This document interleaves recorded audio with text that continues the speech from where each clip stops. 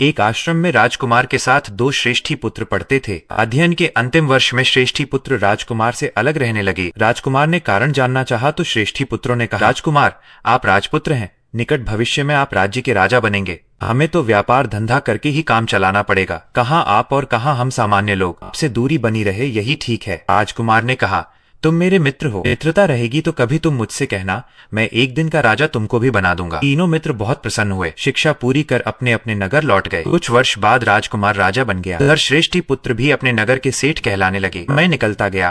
प्रथम श्रेष्ठी पुत्र का व्यापार डगमगा गया। वह कर्ज के तले दब गया। उसे मुसीबत के समय राजा का दिया हुआ वचन याद आया। वह उसके पास पहुंचा और दिए हुए वचन की याद दिलाई। राजा ने कहा, ठीक है, आज दिन भर तुम राज करो। श्रेष्ठी पुत्र ने सबसे पहले कोषाध्यक्ष को बुलाकर खजाने की जांच की और अपने सभी मांगने वालों को बुलवाकर कहा। राजा ने कहा, जितना मांगते हो खजाने से ले लो। यही प्रसन्न थे। उनकी राशि उन्हें मिल गई थी। बहुत सा धन उसने अच्छे कामों में लगाया। कुछ अपने घर भिजवाकर पुनः संपन्न हो गया। एक दिन के शासन में वह पूर्ण सफल रहा। उसने राजा को अपने वचन पालन हेतु धन्यवाद दिया। कुछ दिनों बाद दूसरे श्रेष्ठी पुत्र का व्यापार भी डगमगा गया। वह भी अपने राजकुमार मित्र के पास पहुंचा और दिया हुआ वचन याद दिलाया। राजा ने कहा, कल इस नगर के राजा तुम बन जाना।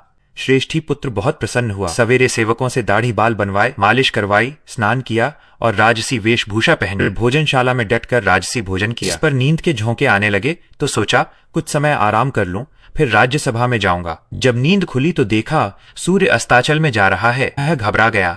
जब तक वह कुछ निर्णय कर पाता, शाम हो चुकी थी। जैसा गया था वैसा ही राजभवन से बाहर आ गया। इसलिए ठीक कहा गया है कि जो वक्त की कदर नहीं करता, वक्त भी उसकी कदर नहीं करता।